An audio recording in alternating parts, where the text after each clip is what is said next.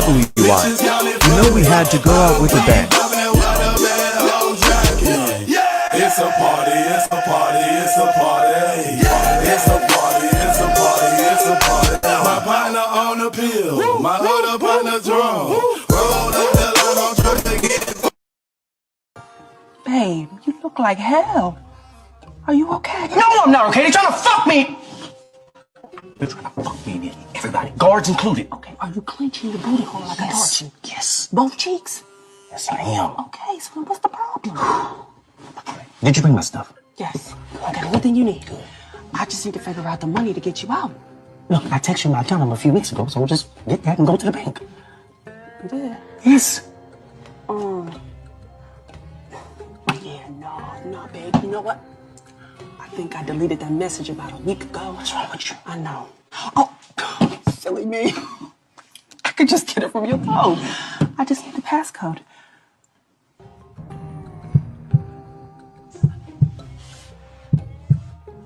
Fuck the bank. Fuck the bank. Go to my mattress. There's some money under there. We can use that. All right? Did you bring the car? I knew I was forgetting something, baby. I forgot the damn car. Peanut got it. Peanut? Yes. What type of nigga named Peanut? Hey, all right. What's his number? I don't know. That's your bitch ass brother. I know, okay? But when I was in the tub thinking about you know what I'm saying? I was sad because you was in it. If you keep eavesdropping, goddamn, I'm gonna do extra time in this bitch. Have some fucking vegan ears. Don't let everything go in. This is nasty shit I'm saying. Vegan ears. I was sad because you was in here. Yeah. I heard the phone ring and I'm like, oh shit, that's my baby. So I went to go grab the phone. Bam. Right in the tub, baby. It dropped in the tub and I lost all my contacts this morning. Oh, no. But I think you got it in the phone, though. I do. Okay. I do. Yes. It's not a sack of shit. Okay, cool. I can look it up for you, babe. I just need the passcode. It's about 6 digits long.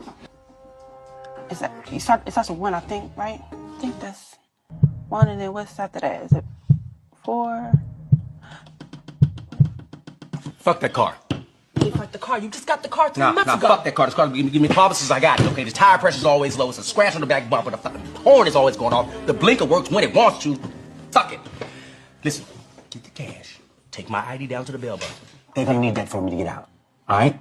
You do have it, right? Veronica! Look, nigga.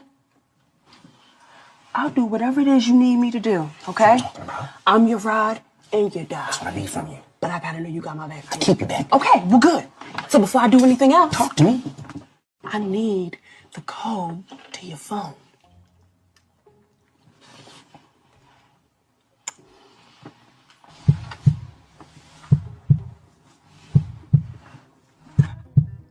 How long will lawyer say I got if I sit it out? 6 months?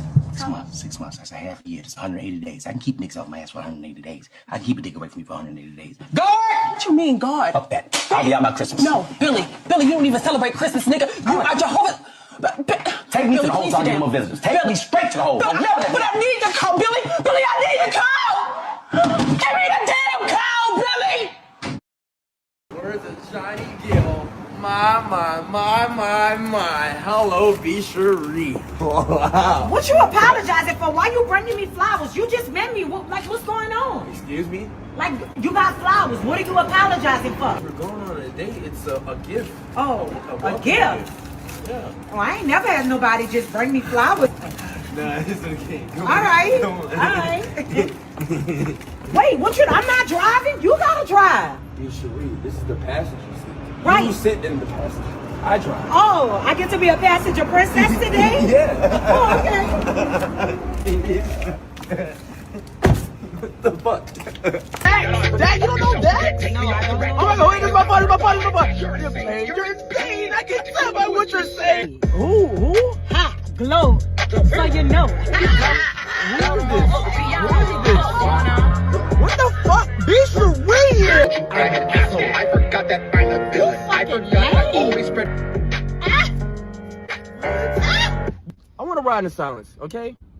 Let's just breathe. You gotta live a little. Let's- You too let's- fucking uptight. let's breathe. Just like your goddamn pain. I just want to hear inhaling and exhaling, Can okay? we just get a drink or something? Yes! Water! Caramel, double oat milk, and a shot of espresso.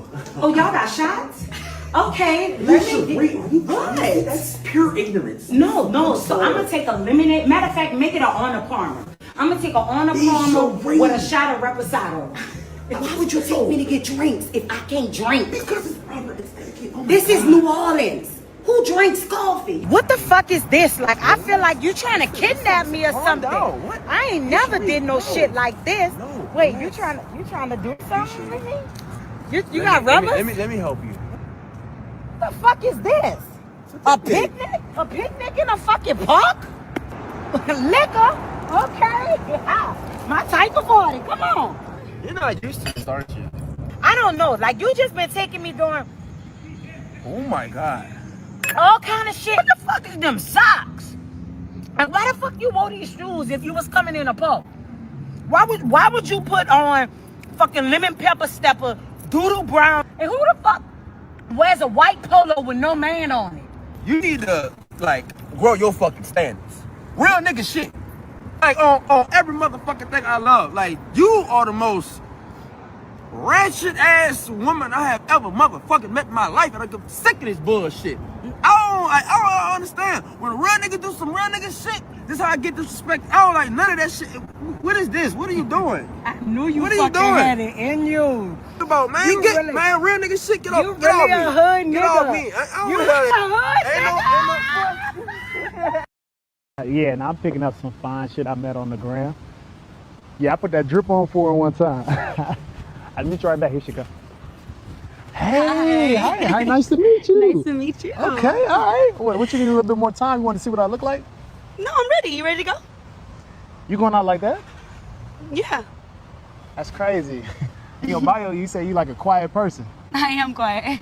That outfit loud as hell. Are you sure you want to go out? We can Uber Eats. We can stay inside. Yes, absolutely. I got dressed for this, okay? And that's what you came up with. Can you hold my jacket for me? Now you can keep it on. Stop being silly. Meet me by the bar, okay? It smells like Shein. Molly, what's up, bro? Oh, what's up, boy? What you doing in here? Man, I'm just in here trying to find something. It's so dry in LA, bro. Tell me about it. Man, I be putting that shit on. These girls just be putting shit on. No, bro. Women fighting fashion like Queen Phillip and Lamar Hill. Matter of fact, I seen a girl in here with some red dress and some Team Jordans on. Why She they had, even- she had on brakes. I think she did have bread. I don't even know why they even let her in here. Our table's ready. Scared the hell out of me. Okay, cool. All right, bet. We should wrap this up for real. I'm not even hungry. You didn't eat your food. I lost my appetite a long time ago. Come on. Wait. But can I get a picture? You want to remember this? Yes. I look good. Okay, all right. You ready? No, full body. Oh, the whole outfit? Yes. I think that's enough. All right, bro, I'm finna get up out of here, man. Oh, okay, I see you, man. Hey. Nah, nice, ain't that. bro. I'm gonna hit you. Hey, let me, matter of fact, let me take out a picture for you, bro. Yes, perfect. Nah, you ain't gotta do all No, that. it's good, it's good. Let me take out a picture, bro. And we look good together. We match it. I got you. Don't even worry about it, man. What number is those? What number are those Jordans? Man, take the fucking picture. I need you to get my name tattooed on you. It's time. Right, let's do it. I'm not playing.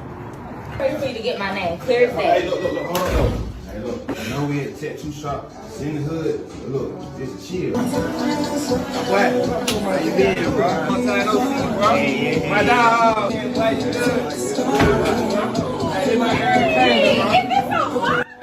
This bitch know everybody. She just jump up and wrap her legs around this nigga. I can't believe I was finna get this girl named Teddy.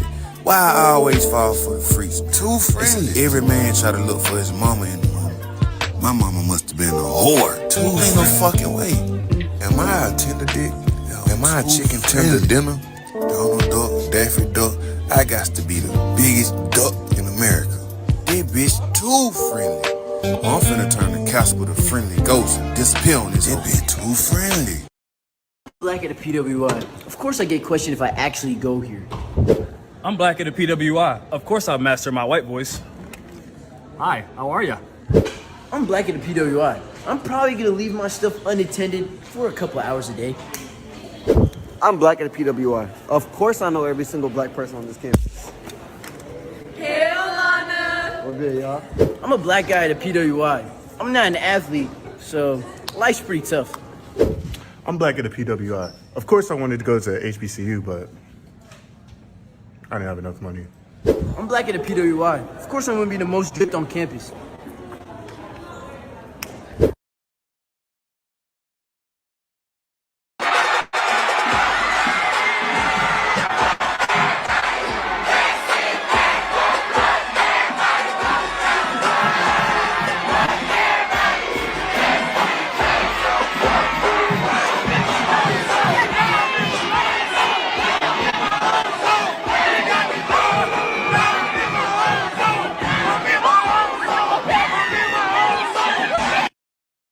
Paying for your student loans.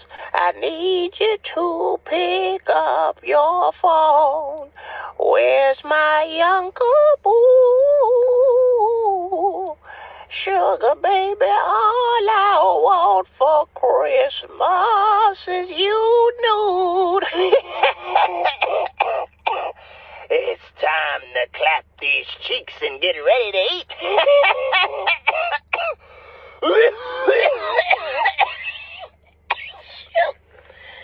Don't make me call you back.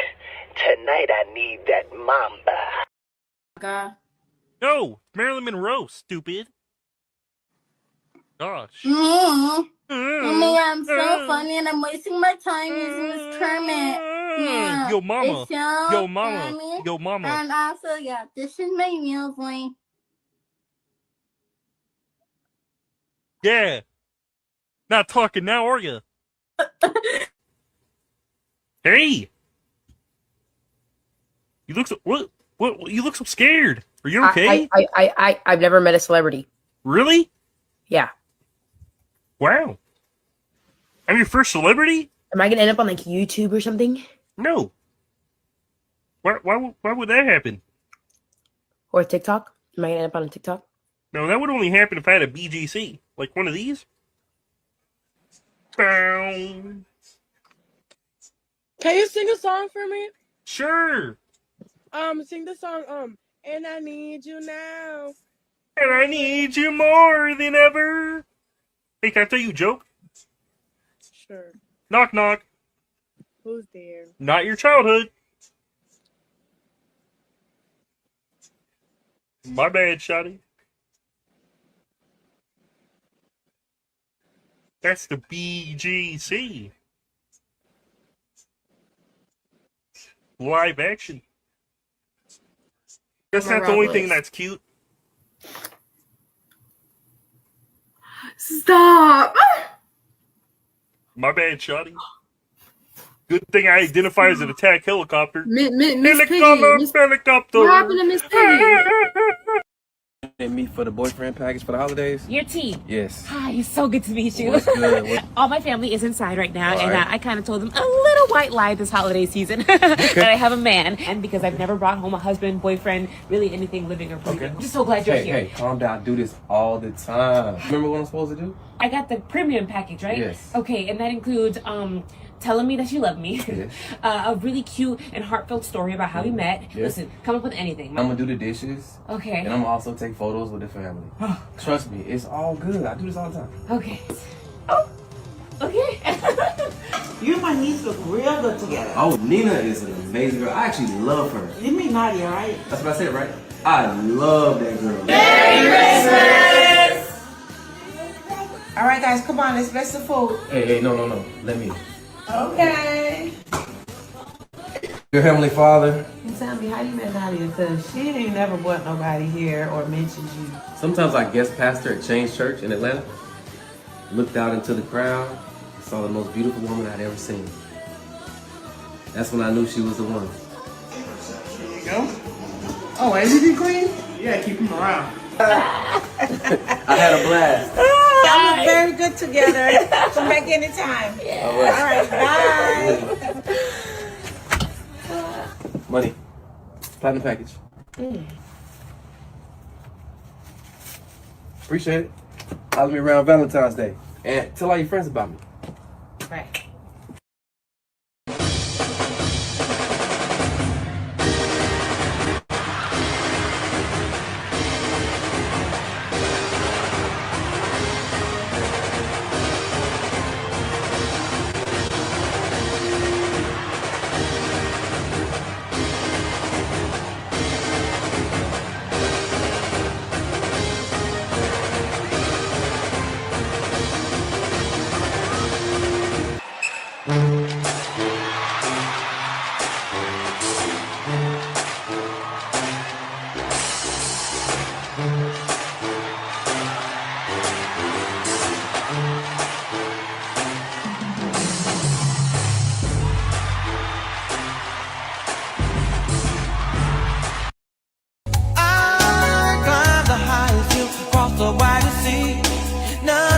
discourage me. And I pray that you'll be always there for me forevermore. Oh, ready or not,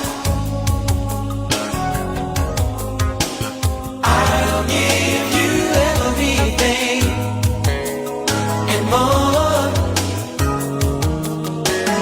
All that I've got is yours. I'll give you everything, all that you're looking for.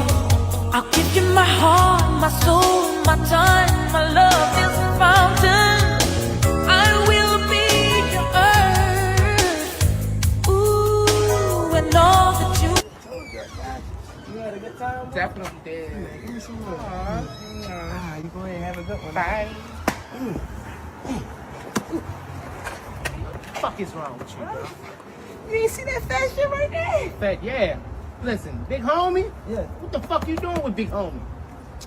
Bro, stop doing that shit. What? What am I doing? I ain't got nowhere to live. If that's the point, I could have put you in a trap house. No, nigga, I ain't got nowhere to live. Nigga, I asked to come live with you. You live with your mama too. I ain't got nowhere to live. She gonna hold me down, nigga. Well, at least you know my mother feelings. No, it don't matter about that. You see that? She gonna hold me down and stick between them motherfucking thighs right there. You feel me? And them thighs will give you fries like Popeyes. And if you don't stop playing out here, you know what? I'm done with you. You gonna be done with me? You mad cause I got me some fine shit, Nick. That's cool. I got me some fine shit. A lot of niggas in jail got fine shit too. Guess what? 6, 7. Put this shit here. Man, I'm ready. You sure you got that? Come on, stop playing. We've been at a minute. Y'all scared? Like I told you, because it's grown man Benny. I'm ready. You sure you ready for this? I'm ready. All right, don't be playing in that motherfucker now. Got you. I'm ready. I ain't never did that with those studs hollering your Benny. I got these in the corner. Corner? Fuck you need a corner for, but I'll take one. Get your ass in there. Go holler your Benny. I'm gonna do my thing. Damn. And that motherfucker going crazy with that plastic. God damn, cuz. It's a Saber nigga song? Oh, shit, barely. I feel that, god damn. You gonna need it, cuz. You gonna need it. I appreciate it, cuz. Good luck, bro. Ladies. I'm coming. I told your ass, did I? So these grown men be in the right here. Yeah. Say something, why y'all ain't talking now? Why y'all ain't talking now? No good, they go out like that, bro. What? Oh. Told your ass they grown man be in the lean. Why they want to say that, cuz? What you mean? I just heard you. Oh, now they couldn't talk. It's all good. She. Oh, yeah. She. Okay. Oh, crazy. She. Sell. Yeah. Go there. What? It's so good.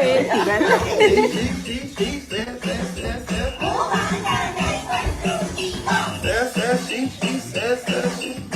Yo. You like the movie so far?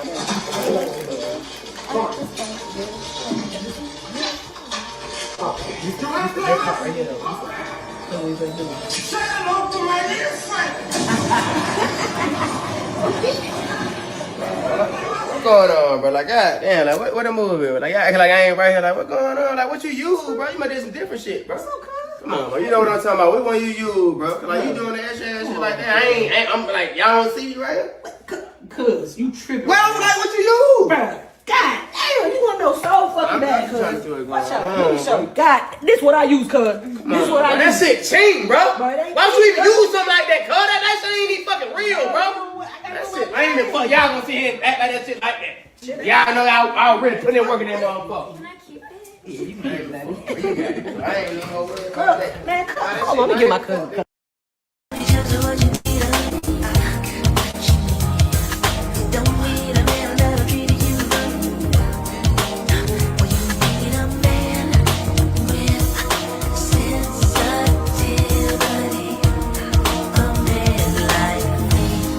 Someone who can love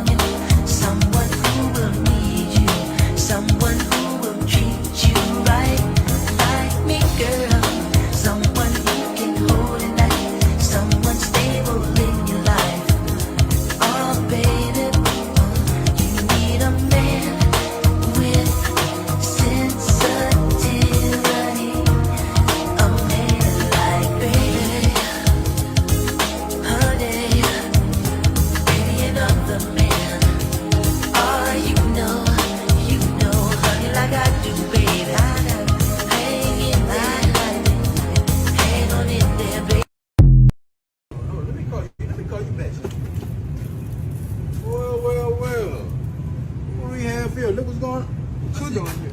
Oh, you got your ankle bracelet on. It look good on you. It matches your ensemble. Yeah, thanks to you. What you got here?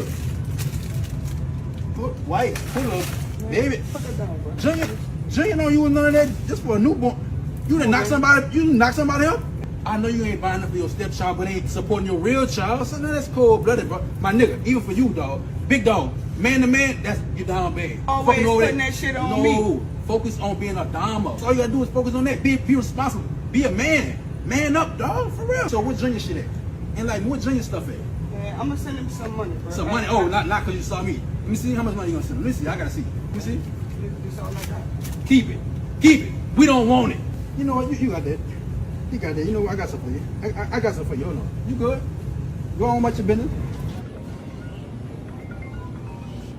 Hello. Yeah, I'm at Walmart. What's up, boy? Where you at? My car getting towed. This bitch. All right, bro. I'm coming. Thank you, man. Hey! Hold on, man. What you doing? He been ducking. Pay your fucking bill, nigga. No. I gotta do that. Why you doing some bitch ass shit? I'll push this shit to help out. I don't want to hit nothing. You want to fight on me all day? Fight me now, Dyke Tyson. Get this motherfucker up, man. How am I supposed to pick my son up with no coat? You never pick your son up. You had to go in there and pick him up. Try again, baby dama. I tell you, don't yell at me. No help. Heavens, no.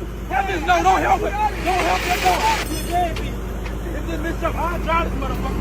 That's some bitch ass shit. You for your son. That's some bitch ass shit. Not for your son. Get my car taken. Let me give you a $2. Don't want that fuck. Don't take nothing from that heathen. Get it up. Yeah, bro. Yeah, what you say? Get my car taken. Yeah, that's fucked up. Do better. That's fucked up. Yeah, try to hide. How long you think you gonna hide from the people, huh? You think it's hide and seek?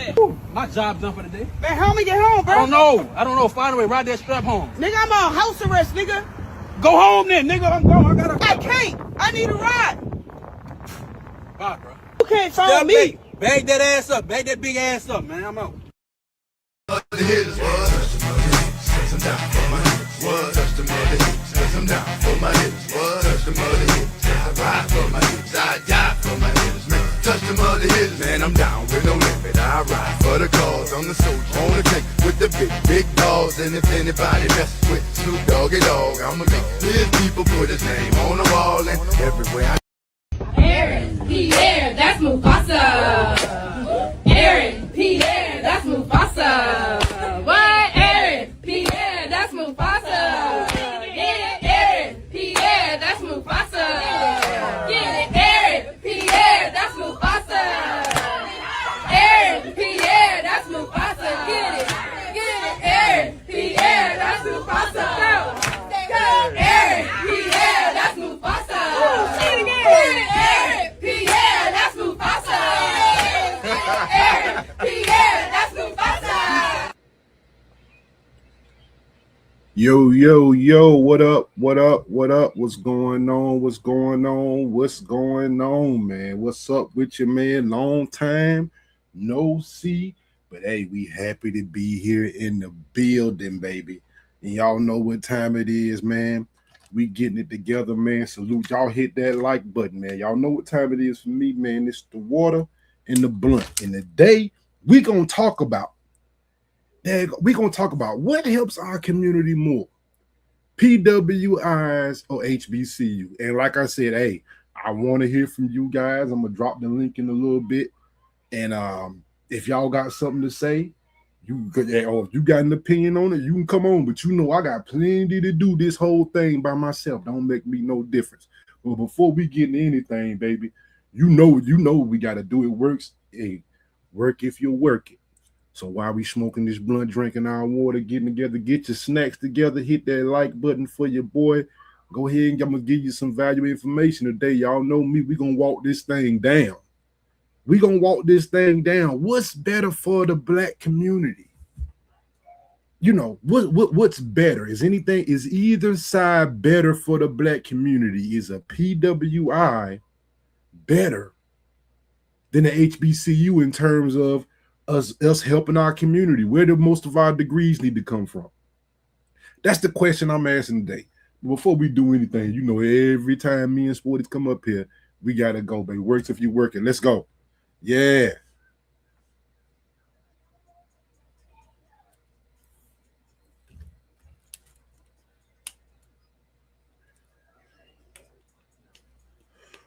Yeah.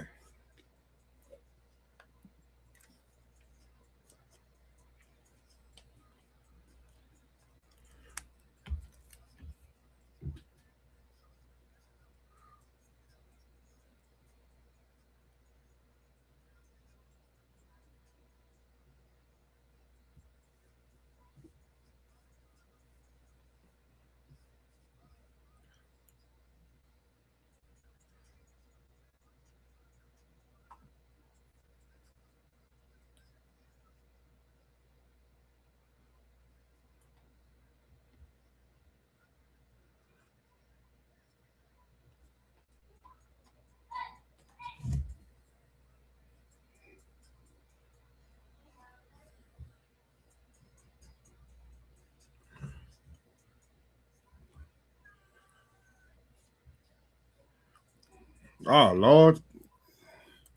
Y'all can't even hear it.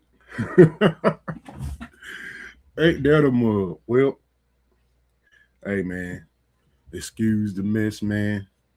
You know what I mean? Like, hey, excuse it over here with this technology. I swear, man. Over here with this daggone technology, man, I swear. I'll get it right. But anyway, you should be able to hear it now. Daggone. Let me know, man. We gonna get it right. Chaotic clubhouse. Tune in before the sun's out. We don't want to get up with. So fuck what they all be talking about.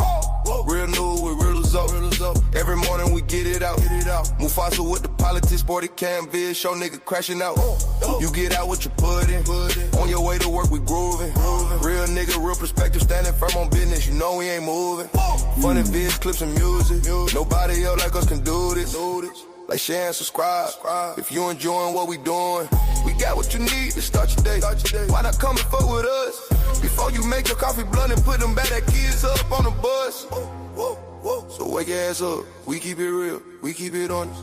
Early morning exclusive, we got it. It's chaotic. It's chaotic. Works if you work it. Works if you work it. Works if you work it. You fucking nut! Works if you work it. Works if you work it. K-Doggy, let go! Yeah. K-Doggy, let go! Yeah, man. Like I said, man, look. And you know, we gonna talk about Lord have mercy, Lord have mercy. What the hell? God knows. I didn't click the button to turn my camera off. I don't know what the hell going on. But I'm gonna get to it, man. We gonna get it today. And I'm gonna tell you, man, look, we gonna get it today. You know what I mean? And we gonna talk about HBCUs versus PWIs. You know what I mean? That's what we gonna talk about today. And like I said, one thing about this argument is kind of an age-old argument. We've been hearing about it for a long time. A lot of people have had their opinions on it. Now I gotta tell you before we even get to it. I gotta be honest with y'all. I might be a little biased. Don't hold me to it. I'm gonna try to be objective. I'm a graduate of an HBCU, but I'm trying to be objective here. You know what I mean? I got a lot of people that went to both places. A lot of people in the space that went to both places. You know what I mean? They went to HBCUs and they went to PWIs. I got a son that went to an HBCU and now is at a PWI. You know, he ended up transferring in football. So look, I understand, you know, a lot about them both. And you know, there are some differences and some better. And then we got to ask the community, what's the best place to send our kids to? Right? What's the best place to send our kids to? Because How different is the education at them? Now, you know, question. Now, I know now sometimes we have our Ivy League schools, but when you get to the brass tacks of it, how different are your state PWIs versus your state HBCUs? And is the difference worth losing? You know, is the difference worth not being around your people? I gotta tell you, it's something being an HBCU. It's something about it that energizes you. Being, yeah, like I said, it energizes you being at an HBCU because you get to see black professionals. You see black business owners. You see black professors. I had a professor that was a business owner. He ran the business league. Well, you know, my degree was in business, so I was, you know, I was able to talk to this guy extensively.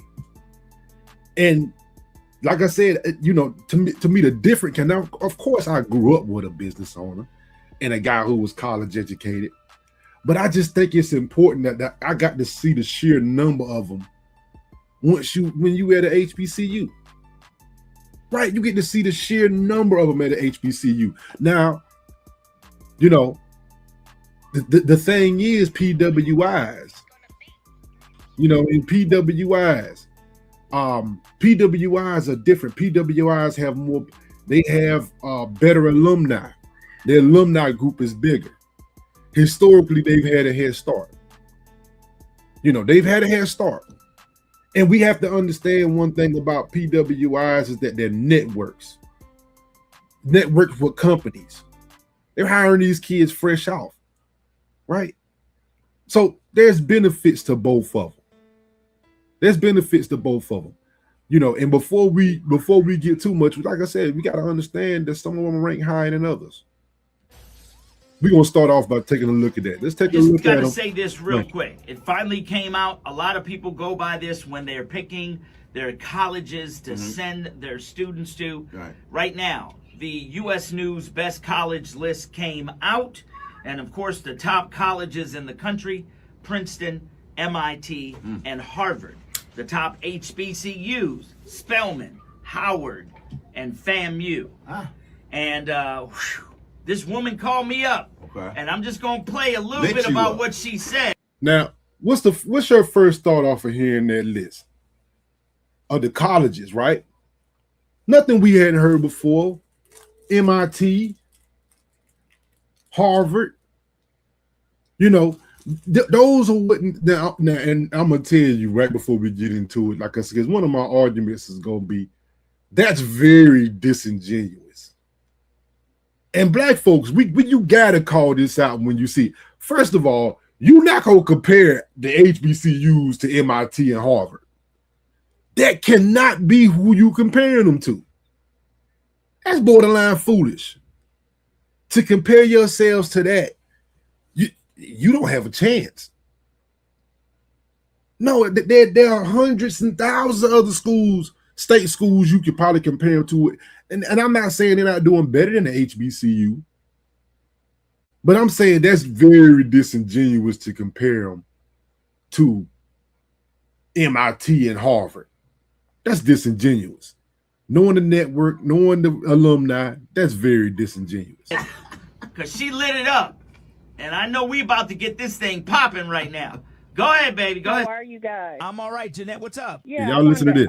Say something about the college ranking that you just mentioned, because I got cursed out literally by a coworker of mine because I'm a graduate of HBCU. She's a graduate of HBCU, and her whole family went to a HBCU. So we had a conversation about HBCUs versus those type of colleges like MIT, Emory, Harvard.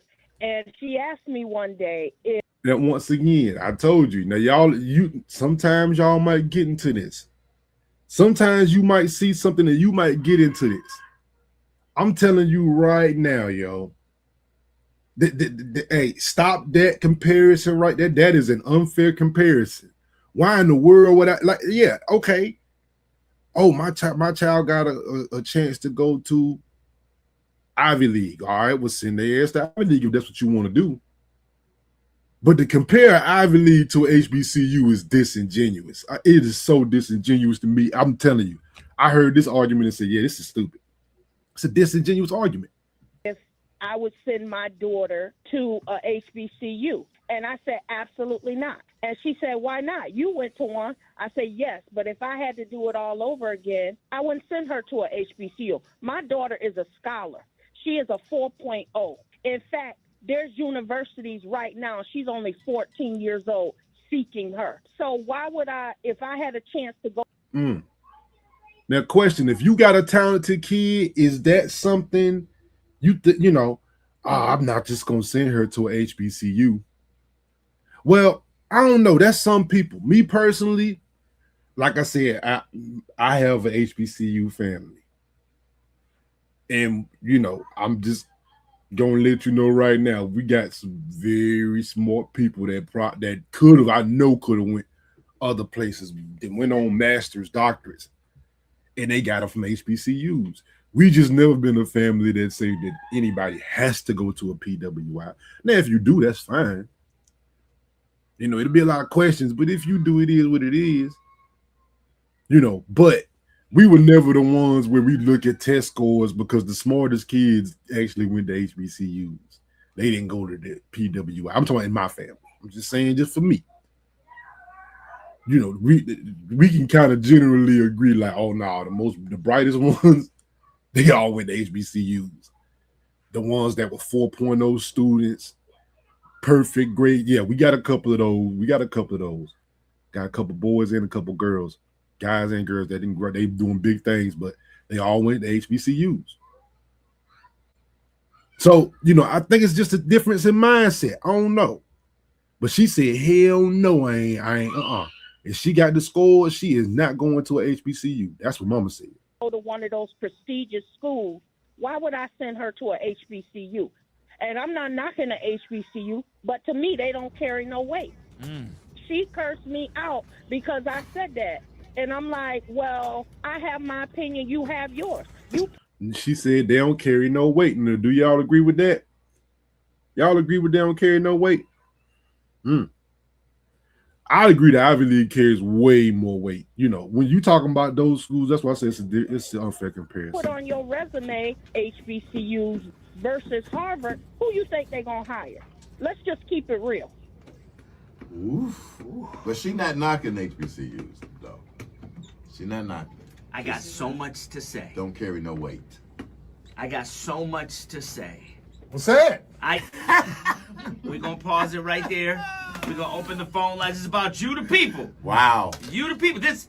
Now, you know, that was pretty much the judge. And like I said, that, you know, it ain't going to really give us their opinion because I pretty much want y'all to think of it.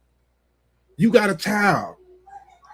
And could now they're here now. They're senior. Trust me, I done been through this.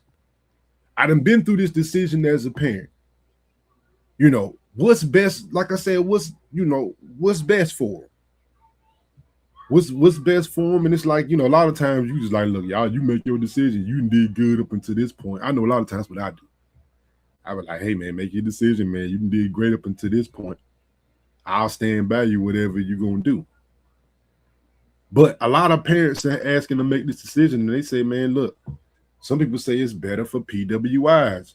Now, question, do we think that, you know, the question is, does PWIs prepare you better than HBCUs? They probably not, because I feel like every situation molds you. So like I needed to go through what I was going through at a PWI, even if it's even feeling alone or feeling like I'm the only one, or I'm in classes and like Sally don't want to work with me because I'm the black kid in class, and so she gonna work with Johnny and Steven and all that kind of stuff. I need to go through that to know how to navigate what I'm navigating now. Like, you know what I'm saying? So it's like I don't feel like I would be in the same situation at a HBCU because, and just in my personal opinion, HBCU made me comfortable. Yep. What y'all think about that? He said HBCU made me comfortable. And HBCU made me comfortable. That's very interesting, man, that an HBCU will make you comfortable even though The facilities aren't as good. You know, the resources aren't as good, but you're more comfortable. He said, as a PWI, I'm more driven to succeed. I'm looking around, there ain't that many of us here. I'm looking around, where are the black people? Where are the people like me? I have to succeed. I can't be the one that's failing. Maybe it's because, you know, you look out and you say, man, I know they expect my black tail to fail. Therefore, I must succeed. Maybe. I feel like in order for you to grow, you need to be uncomfortable. So I need to be uncomfortable in those situations, those last 4 or 5 years, for me to be comfortable now. Where I have friends that are like, no, I know, but I'm saying if I would have went to HBCU, I would have been comfortable. I need more time with this. So, you know, hey, so HBCUs make you feel more comfortable. You get it out the horse's mouth. He's saying, look, man, you know what I mean? Make you more comfortable. What up, DC? You know, look, he says, yeah, it makes you more, it's more comfort. You around your people more. You know, we got to be honest. We got to be honest about that. You know what I mean? Like, it's like I said, my thing is, it's maybe not the resources that gives you the comfortability.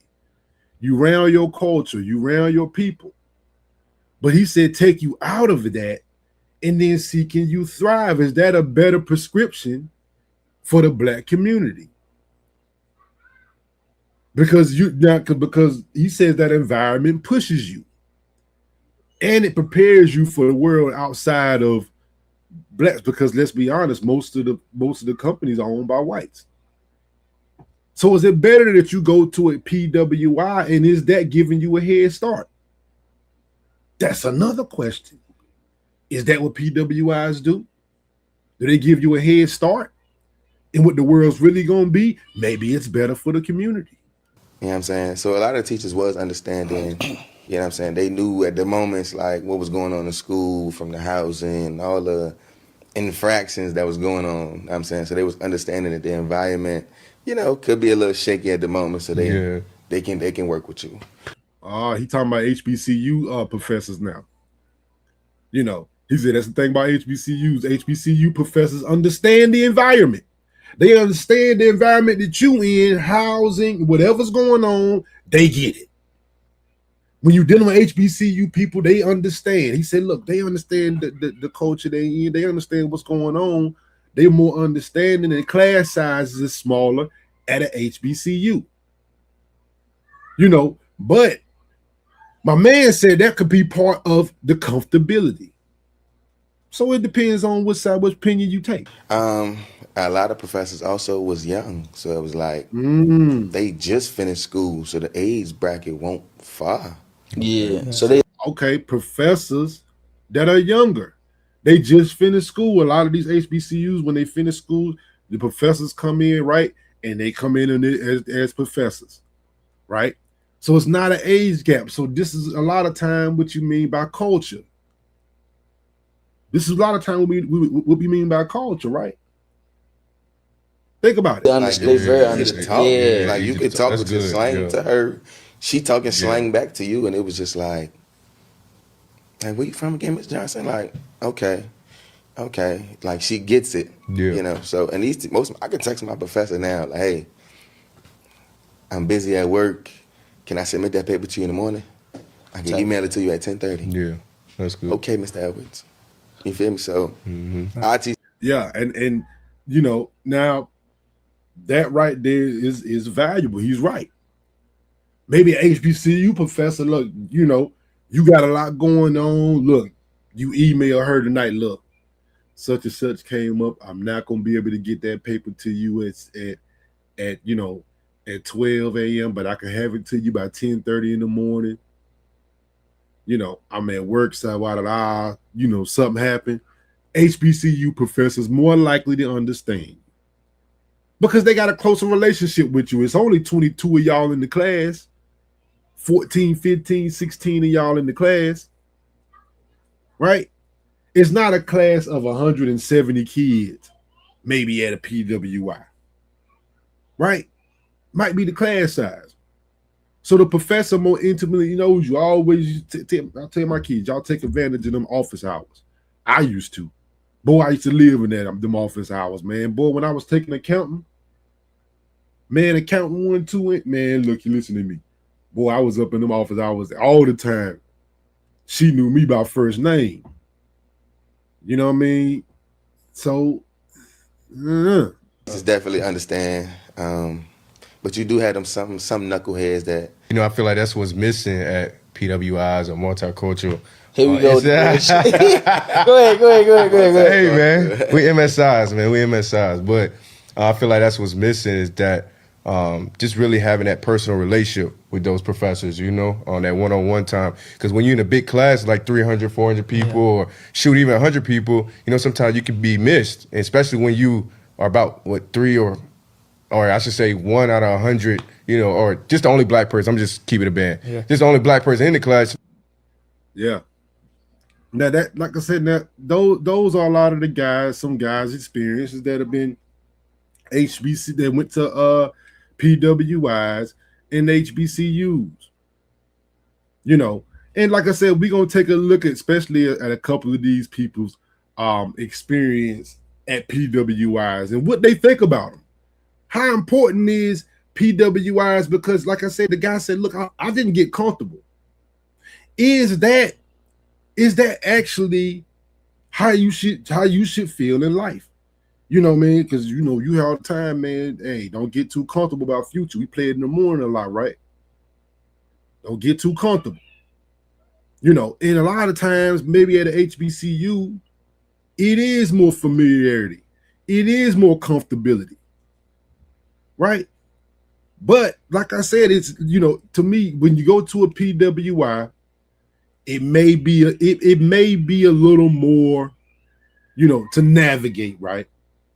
So we're gonna listen to those to tell us how, how they navigate the do's, the don'ts, some racism, some not, If you just go all out and do everything you can, I just feel like just trust yourself and like your situation, you'll get there.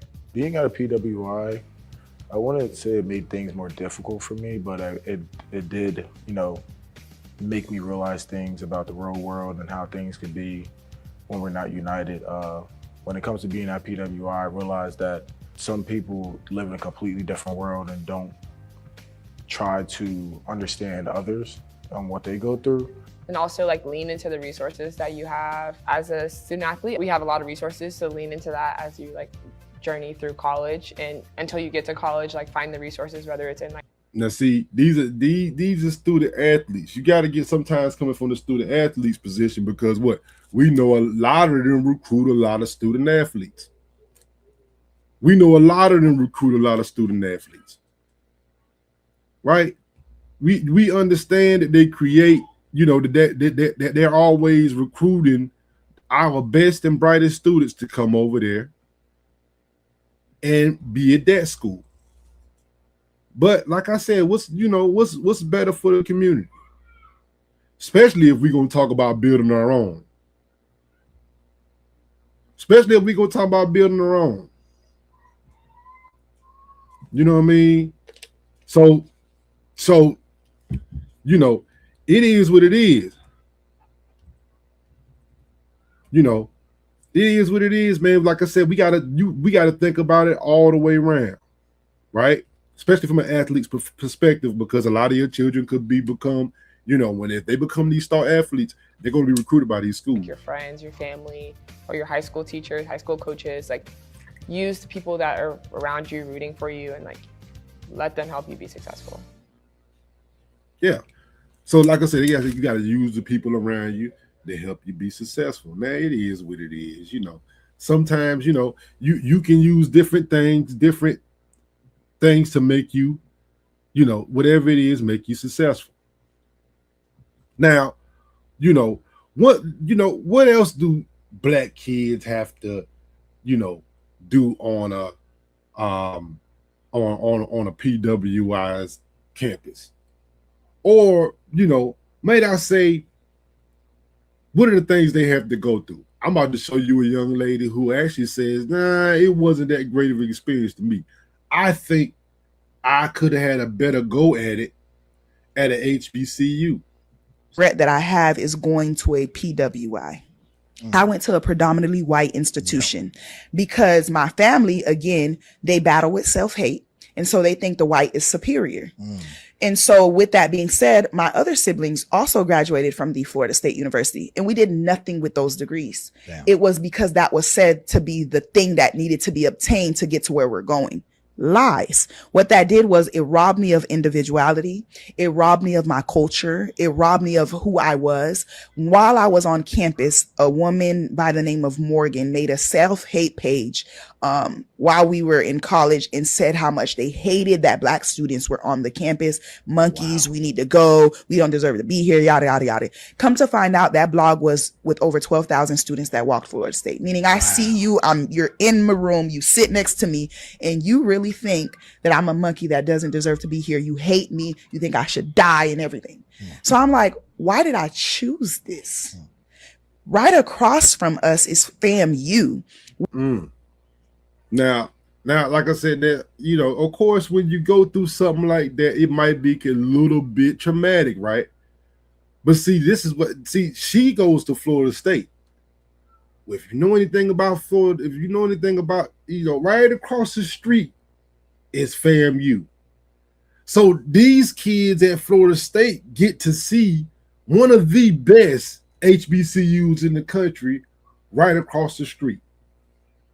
And maybe that affects the decision of how a lot of these kids think about it, especially a lot of the Black kids, because they're able to see, they're sitting there saying, hold on, hey man, these chicks, these people over here, these guys, they, you know, the frats going on, they having a ball, and then I get to know a couple of them, and what happens is when you get to know a couple of them, and you know, you get looking at textbooks. I know I should do this too. You get looking at textbooks, asking about classes. You be like, we getting taught the same damn shit. Y'all on the same shit we learn. Textbooks and shit and homework look the damn same. Where people are walking around, you know. So at the end of the day, you know, stuff prideful to be Black. It's I was so jealous of it. I was so jealous, but a lot of them felt as though I was better, and I could not understand that. And I knew, again, it was what society did to us. And now think about that, the difference in people at the PWIs versus the people at the HBCUs and how they viewed each other. Think about that, how they viewed each other. Even Blacks, they cross the street from each other. Oh, y'all, y'all, okay, y'all go over there. We go over here. But she, like I said, she, you know, and you hear this a lot with Black people who go to PWIs. They say, man, yeah, we come down to an HBCU, and the feel is different. Feel like you at the crib. You know, it's us. You know, it's just a different feeling, right? You know, you've been to an HBCU homecoming. You know. That's why I was like, I'm on a mission where I'm like, I want people to understand how amazing it is to just be you, but to be you and to be Black. You know, at whatever variation of that you want to say, because I know a lot of us don't want to identify as Black, but whatever that is, to be you and to feel good. That's what they teach at these HBCUs. Yeah. And like I said, I think what she means, you be like, what to be you? Yeah, no, like I said, because a lot of kids have to understand that, guess what, you can reach all the heights that you want to reach being yourself. You ain't got to conform or change to them. You know, this is what she means by individuality. Because you're saying, well, a lot of people, they lose themselves in the sea of whiteness at the PWIs, right? Right? But you know, when you get down to the brass tacks of it, you know, when you get down one of the brass tacks of it, which one creates more success? Which one creates more success? Well, it's kind of like a toss-up, and you would probably say PWI.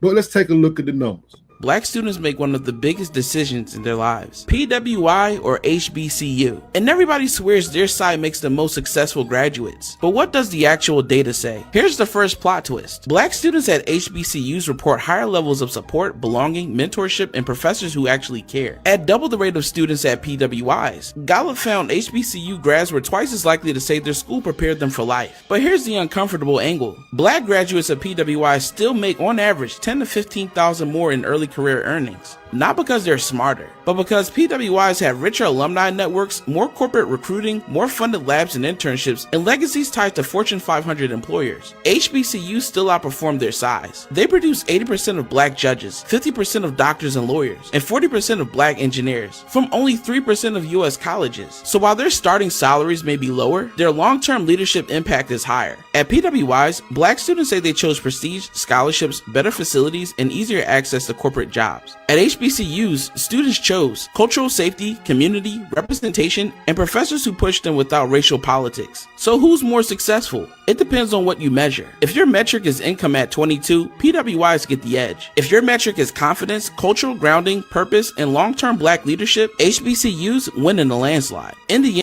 end, Now I want you to sit on that statement right there, because that right there got me to thinking, of what your goal is, and is question like, is money the end all be all? Or do you want somebody rooted in culture and leadership, confident of who they are? Say HBCUs win that in the landslide. It just depends on what you want. Right? Facilities and easier access to corporate jobs. Now, the PWIs, they have the facilities. They have the alumni record, alumni network. They have so much more to offer in terms of connections to Fortune 500 companies, and can place you where you might want to be. Right? So this has always been a battle. So it's almost like I said, now, mind you, I also need you to understand that most of our black professionals come from HBCUs. So like you said, we overperform in terms of the amount of schools that we have. So we're still pumping out professionals. So what do you pick? Really, what do you pick? Let me know. HBCUs, students chose cultural safety, community, representation, and professors who pushed them without racial politics. So who's more successful? It depends on what you measure. If your metric is income at 22, PWIs get the edge. If your metric is confidence, cultural grounding, purpose, and long-term black leadership, HBCUs win in a landslide. In the end, the real question for black students isn't PWI or HBCU. It's, do you want to feel supported while you grind, or supported after you succeed? Because the truth is, both paths lead to success, just through different doors. Yeah, just through different doors. So at the end of the day, what way you rather have it? What way you rather have it? And do we know what's the best way for the black community? Do we actually know? Do we actually know which way is the best? I mean, maybe there's some things that you learn at HBCUs, especially in terms of confidence, that you just might not, that's going to be tough to get at a PWI. You in the sea of many, right? But you can make what some are calling many HBCUs on the PWI campus. Now, some people say this is disrespectful to say many HBCUs to the HBCUs, but some many are doing it. HBCU an appropriate description of the black side of a PWI? I don't think it's inappropriate, but homecoming season, I feel like we have our little group of black folks, so I feel like it's appropriate for this time, but other events, nah, we not know many, nothing. Is the term mini HBCU an appropriate description of the black side of a PWI? I can see how it would be offensive, but I feel like it's also empowerment to people within a community of a PWI. I agree with that answer. I also agree. So I guess some people look as it's empowerment, right? To say, hey, we do the mini HBCU. I don't know how that will manifest.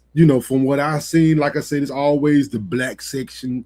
Without the black section of campus, you got the black Greeks, the black kids congregate. So that's more so what she means at the at the that I guess that's what they do to accommodate the black kids and make them more comfortable. They say, okay, well, y'all, mini HBCU, but are those really HBCUs, and it's disrespectful by taking the name? It's a good question. Never thought of it. But one of the times where you see the most difference is homecoming. We gotta be honest. That's where we see the most differences at homecoming. And some people at PWI say, yeah, homecoming is not the same. Now, I didn't go to a PWI, so I'm gonna be honest with y'all. Ain't like I know. I really don't have much of a reference point to PWIs. I mean, I visit a lot of them. It just wasn't the same. But I wasn't there long term. But we gonna listen to a guy tell us about, man, a little bit about homecoming, man. He said he'd be a little jealous. I'm gonna come out and say it. I be hating on HBCU homecomings. Okay. It's not real hate. I say that to say because I went to a PWI and my homecoming is trash. For those of y'all that don't know, I went to Miami University, not the U, not the one in Miami, the one in Oxford, Ohio.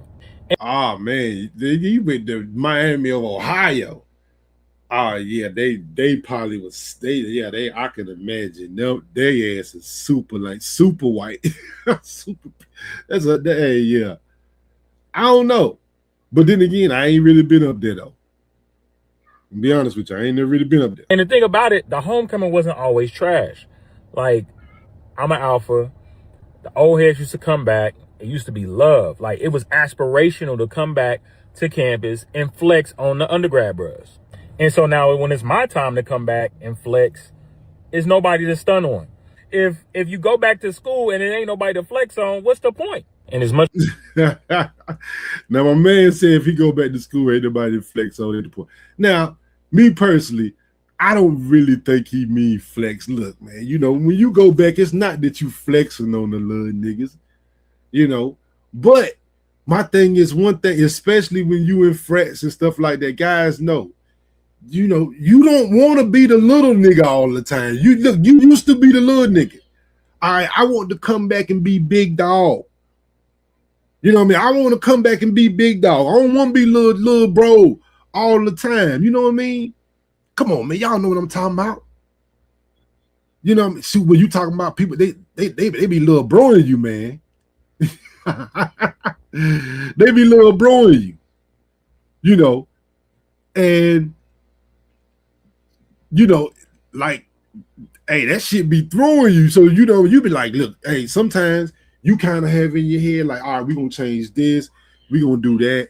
And it's not so much, it's friendly, especially with the friends. It's a friendly little bro. It ain't really like sunning. But some guys like to want to go back and be like, yeah, we the OGs. We did this back in 2005. We did this back in 97.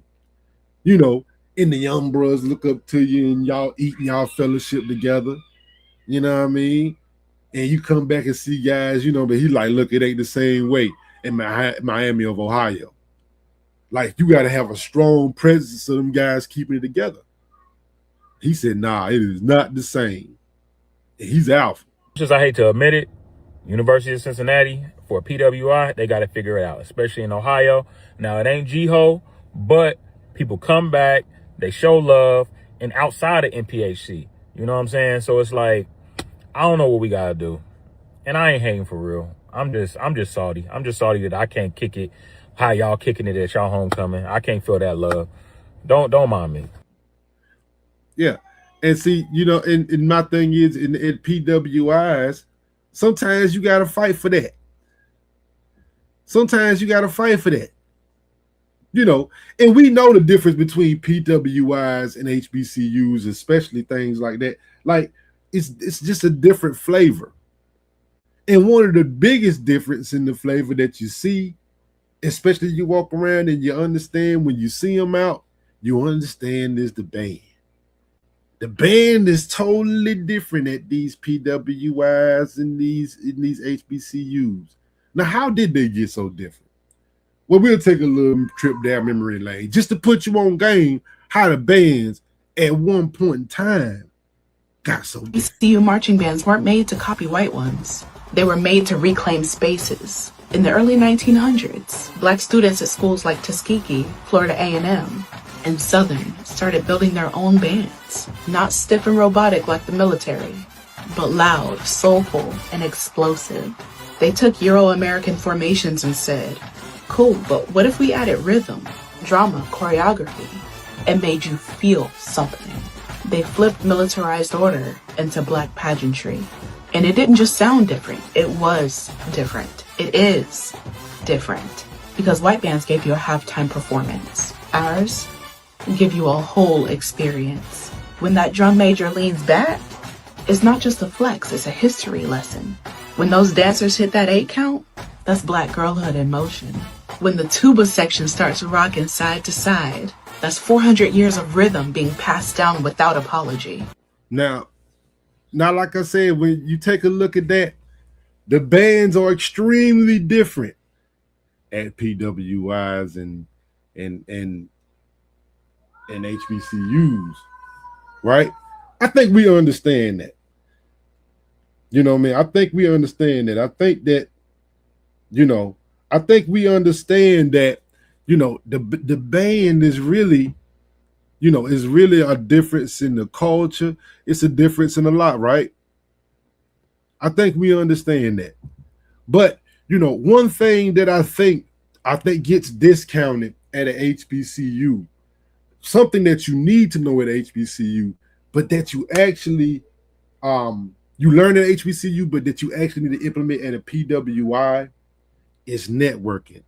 And I've heard some people say, yeah, sometimes you can network. You can network a little better from an HBCU. Is the difference between me and my PWI counterparts until I started doing internships. Say more.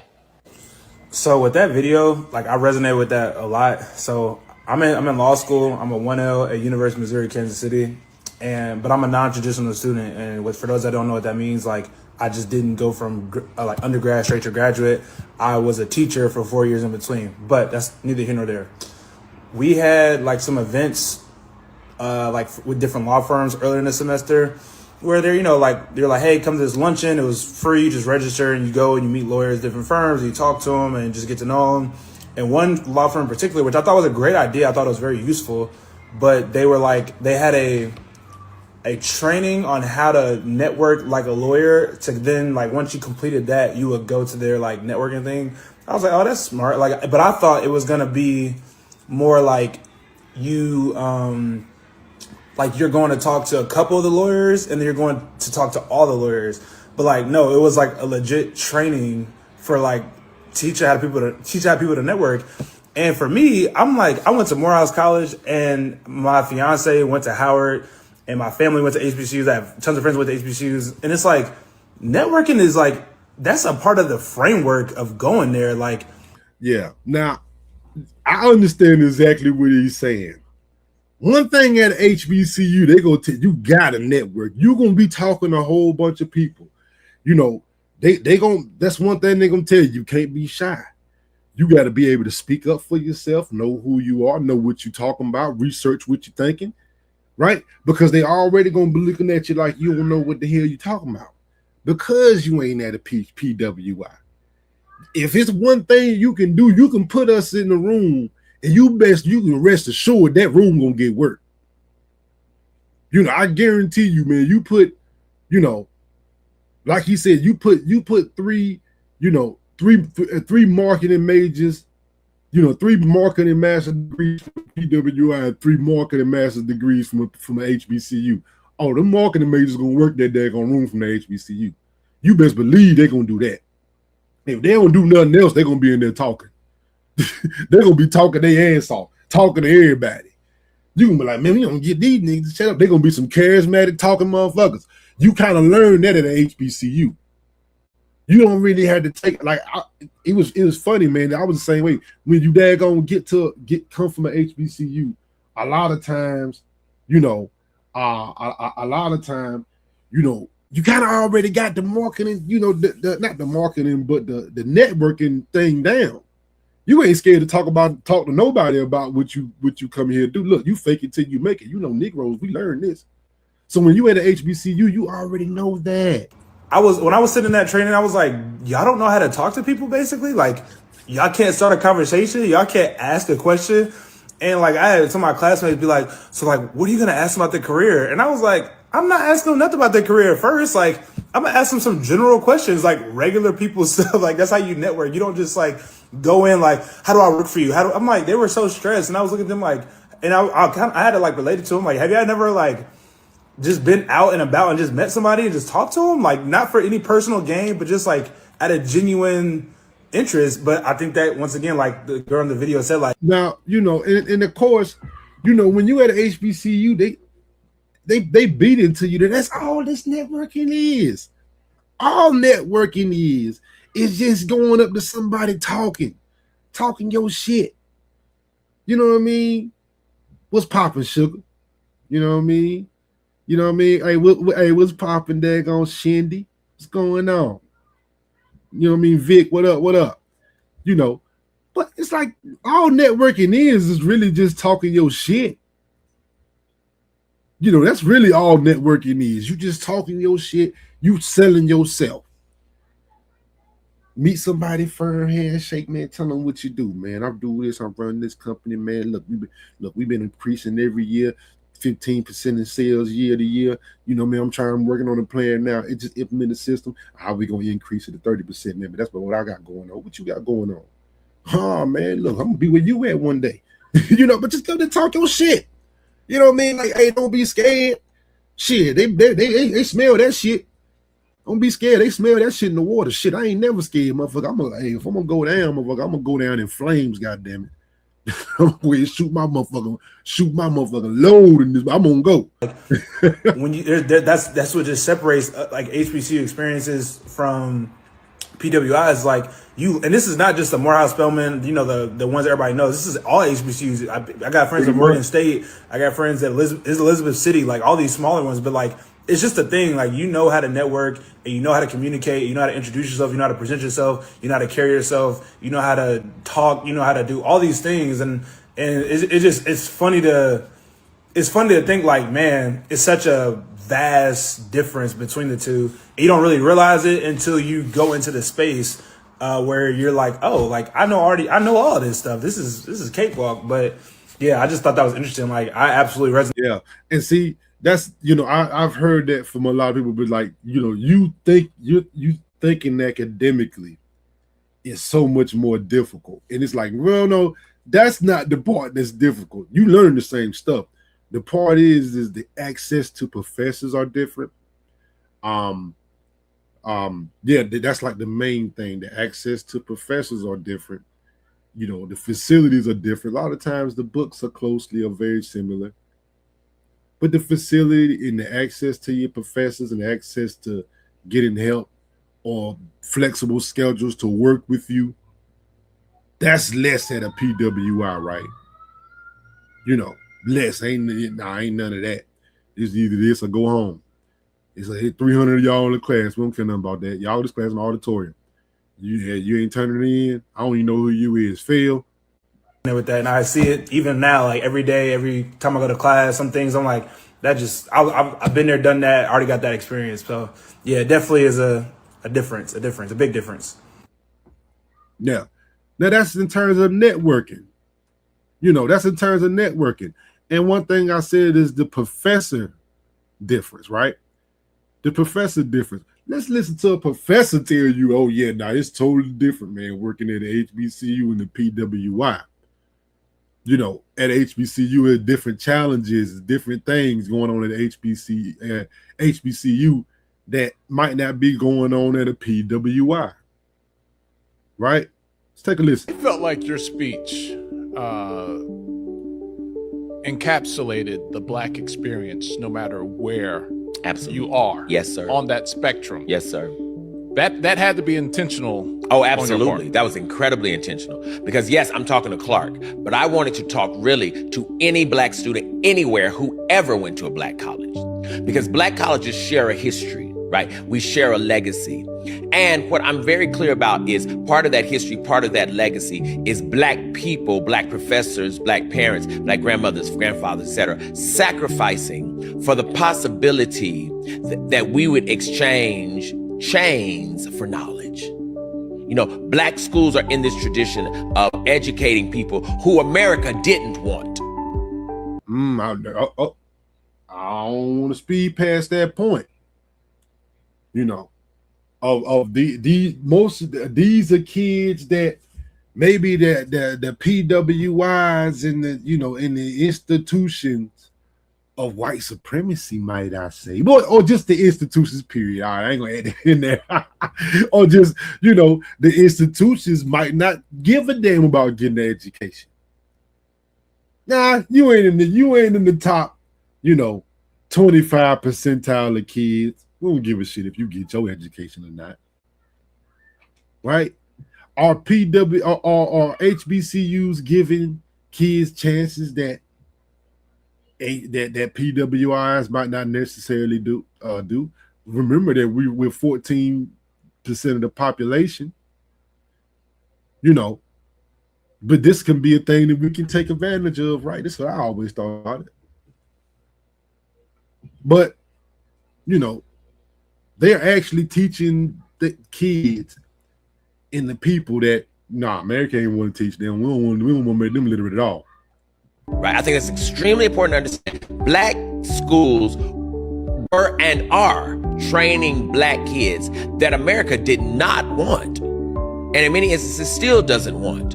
And so we're making room, right, for those folks who in many instances the rest of America throws away.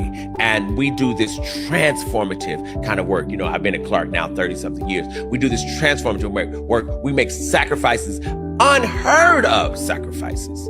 I really cannot tell you the sacrifices that black college professors make for black kids to graduate. We pay tuitions to the very school where we're working.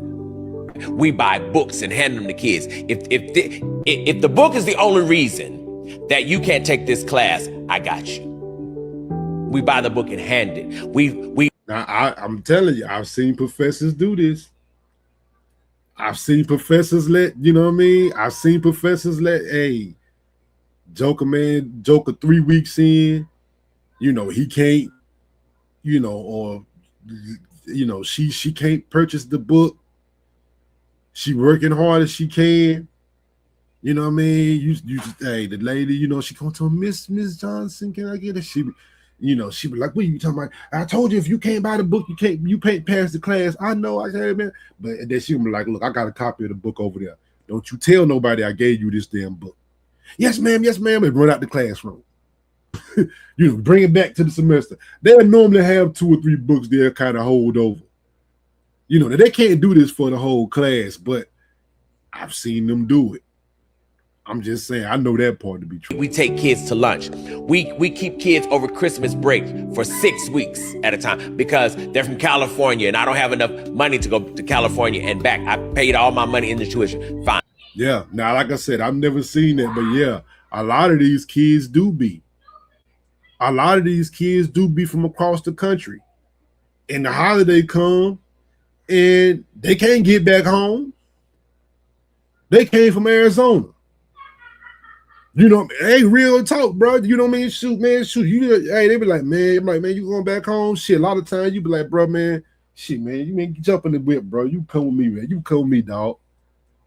Shit, I play with a lot of guys play football, man. Them boys are transferring from Arizona. They ain't really got no ticket to get back. You know what I mean? To get back and forth for Thanksgiving and Christmas. But so in a lot of time the cafe closed for Thanksgiving. Shit, man, hell no, bro, man, shit, man, come, man, look, bro, you coming to grandma's house, nigga. You know what I mean? Come to grandma's house. You know what I mean? Because shit, hey, we playing ball. We in the season.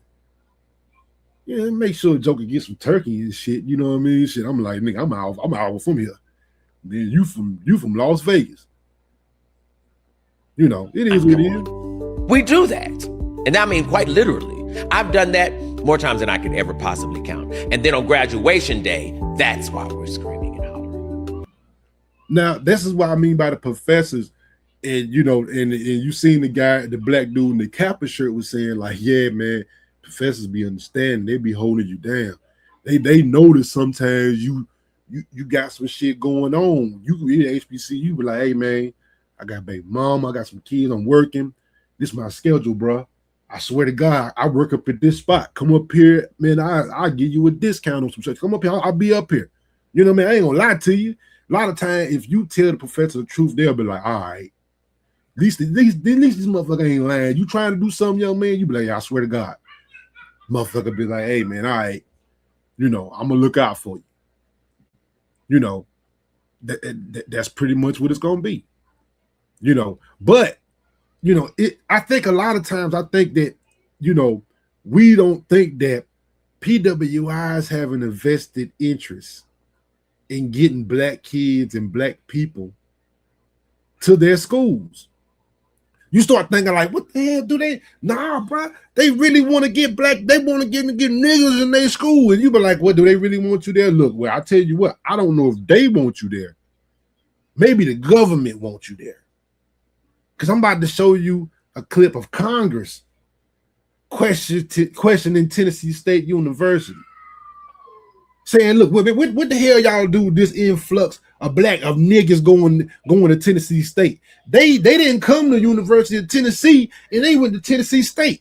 Why all these Negroes going on down to Tennessee State? What's going on? What's up? When we go to the chancellor at UTC and say, why aren't you recruiting more black students to the University of Tennessee at Chattanooga?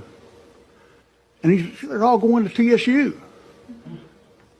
You know, are we doing a disservice to all the other universities on trying to recruit African American students and minority students because y'all have made such an aggressive promise to these students to come there that they're bypassing and get the same education? I mean, look, to me, when I'm sitting here like, hold on, this is kind of wild, bro. Like, you talking about is it hurting PWIs that y'all so aggressive in marketing to these black students?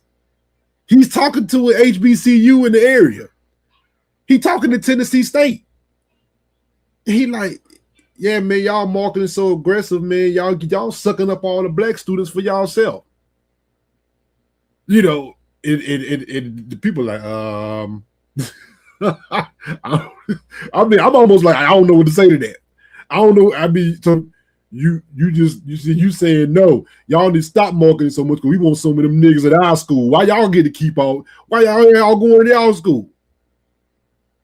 You know what I mean? What's going on here? Students, because y'all have made such an aggressive promise to these students to come there that they're bypassing and get the same education. They're bypassing the same education. You pay attention to that. They're bypassing the same education. Oh, so even you're admitting, Congressman, even you admitting government that the HBCUs and the PWIs getting the same education. Thank you, sir. We appreciate it. I'm glad you admitted that. I'm really glad you admitted that, because that's something that some people like to come up here and say, oh, no, it's better to do. No. White congressman, he said it. He said it. Don't look at me. He said, they bypassing us to go down there to Tennessee State to get the same, the same education down there. Why are they running down there to y'all? So we can't even recruit. My man asking him where all the black students at. What the hell, goddamn it, get them in here. We need some of these federal funding dollars from these niggers. He said, damn it, man, Jimbo, they going all down to Tennessee State. Oh, the hell, let's call Tennessee State in here. God damn it. So y'all just got to recruit all the niggers, huh? Oh, we at HBCU. We thought that you got to leave some for us. I thought we was in this together. I mean, what I'm trying to figure out in my mind, all of a sudden 2,000 students out of the blue decided, no pun intended, because that's the colors of the school. Yeah, out of the blue. Why did they? 2,000 students just out of the blue just said, we just going to Tennessee State. 2,000 black students. We going to Tennessee State. We ain't going to no PWI. Come to TSU, was it the aggressive marketing campaign, or was it because? Or was the high standards of TSU, the quality education they're going to get at TSU? Yeah, the reputation of what the folks who's been there. We had, and the people who are there now. I have some people come because of the band. I mean, we like people to come because of programs. But I hear students who tell me, I want to go to TSU because of Rich Credit Band, who, by the way, I'm going to throw this in, who, by the way, just today got voted to be nominated for a Grammy Award, 2 Grammy Awards. Yeah. Oh, yeah, you heard it. Sometimes they just want to come to the band. The band got nominated for 2 Grammy Awards. Damn, got nominated for 2 damn Grammys. And but you heard Jimbo, God damn it, why the hell 2,000 students out of nowhere? Where the hell all these niggers come from? And they don't want to, and they don't want to come. Why they don't want to come? What's wrong with them? Why they ain't trying to come to the PWIs? To get the same education that y'all giving them? Damn, but it's like, hey, it's the field. Because if I'm gonna get the same education, look, I may as well at least be around some, be around people that, like I said, that's gonna be more understanding. I can see people that work that I can see black people that got things going on, they got businesses, they professors. People come in and talk to the class. Like I said, you can bounce ideas off each other. Now, like I said, that's up to you. But at the end of the day, maybe that's more the environment, because you heard them just say they're getting the same damn education. Our aristocratic bands. So, and that's one of the reasons. And, you said it's almost like I'm punishing them or blaming them. We're not blaming them. We're happy. I just make the point that we did do some aggressive marketing. When I say aggressive marketing, that means that we started meeting the students where they are. We had more digital marketing because, students live in a digital world. Prior to COVID, they lived in the digital world. COVID just pointed out to so many others that they live in that digital world. But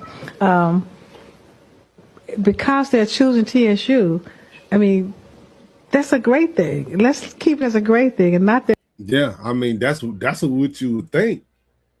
But it's like, yeah, it's a great thing until you start taking away from PWIs, it seems like. Just don't take away from PWIs. But I mean, y'all done got 2,000 niggers up there and went to school. Ain't none of them coming over here. It is taken away from UTC because for years they took away from TSU and went to other places. So we're happy they're coming back home. Yeah, I mean, and that's kind of how, we a lot of times look at it. That, man, they've been taken away from years. They've been taken away for years, right? But, like I said, it's the more to feel. Now, like I said, we gonna end that. Y'all can make y'all decision. Because some people still say PWIs are a little better than HBCUs. And that's just what they think. Especially listening to 2 more guys who said they've been a PWI is a better school than an HBCU. No, don't drop that. Drop it there. We're dropping that. But also, like, the information's out there. You just gotta want to learn. Because I could go to college and not learn. That's me too. I went to college and didn't learn. Nothing to show. Got nothing to show. Didn't learn a goddamn thing. Learn some life lessons, but yeah. I'm telling you, I was just in class, in there, and like making it, copy and paste. That's how I looked at it, copy and paste. I was like, a lot of people look. Now that's one thing that I'm gonna tell you right now. Now, in my opinion, you can pull that copy and paste off when there's 400 of y'all in the class. I don't care what nobody say. You can't pull that copy and paste off when there's only about 20 of y'all in the class. The professor on your ass, he watching. You ain't gonna just be copying and pasting a whole bunch of shit. I can bet your ass on that.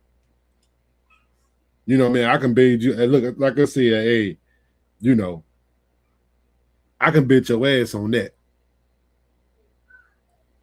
You know. That's why I don't give a f.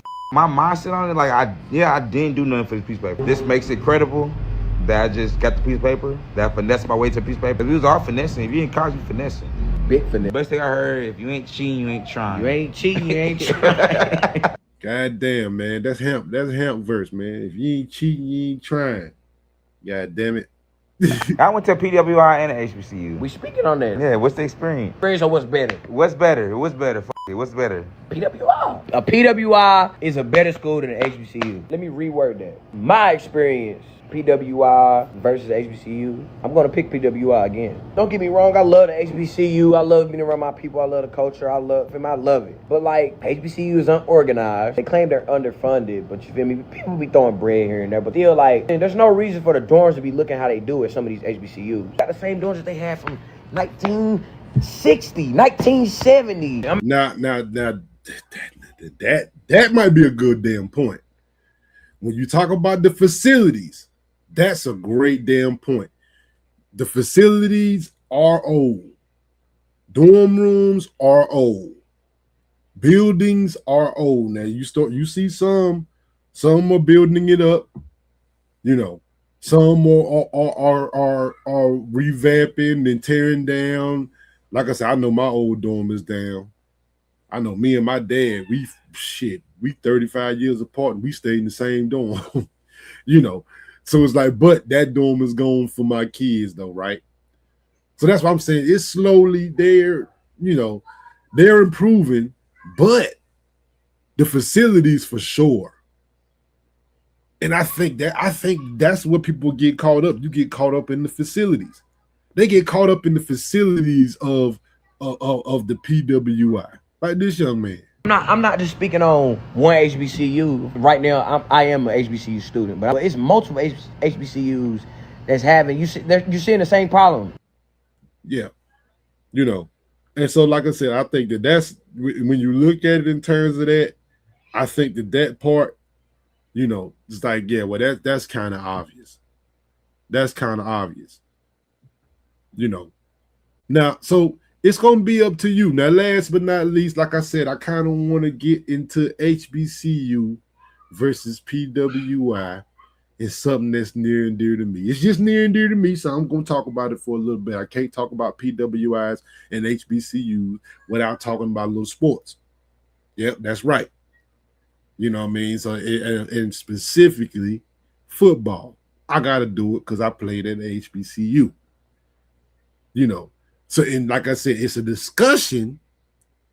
It's a discussion, HBCU versus PWI, and how PWI has so many more resources, and just sort of like on the academic side, a lot of our smart, best, and a lot of our brightest go to the PWI. You see it way more in sports. The difference in HBCUs and difference in PWIs, right? So first off, before we get into the main part of what I want to talk about, we're going to talk about a little HBCU history in football. And I'm going to show you what integration did to HBCU football, and I'm going to tie it to something that I want y'all to think about what's going on today.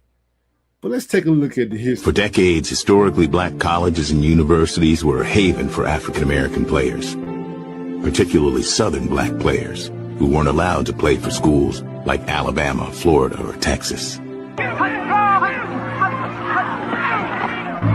While HBCUs had limited financial resources, their teams regularly featured some of the country's best players. Come on! Integration changed all that. In American society, integration takes place in the hands of white institutions. Major college football integration begins to look like that, in the sense of sort of, not bringing HBCU teams into your conference, but instead just sort of allowing more and more elite black players into your programs and not care. Yeah, that was the difference. That was the difference. HBCUs would say, well, hold on, you know what I mean? Well, look, if we could keep it separate, we just trying to enter the conference. They say, no. Y'all ain't gonna enter the conference. but we'll let your best players come here. You know, that's where you start getting the Jim Browns and the Ernie Davises and all them guys back in the day going to these schools. You know, because the best guys were going, they said, we'll let the best guy in. Hearing that HBCU programs might suffer or eventually die because of that. Yeah. So that's more so what the history was, right? Now, like I said, we're gonna move on to something a little more current, right? Or recent history. If you remember, Deion Sanders was at Jackson State. And he was coaching there for 2 years, won a lot of games, had his sons in there, was doing some of them both, but he had some issues at Jackson State. And he ended up leaving to go to Colorado, go to a PWI. And this always sparks a debate, especially in the football world, HBCU, PWI. And a lot of the HBCUs felt like, man, a coach like Deion Sanders and a lot of these athletes coming back to coach HBCU teams was really going to spark a HBCU resurgence. And one thing I can actually say, I can admit to, is that resurgence kind of has died out since Deion has left.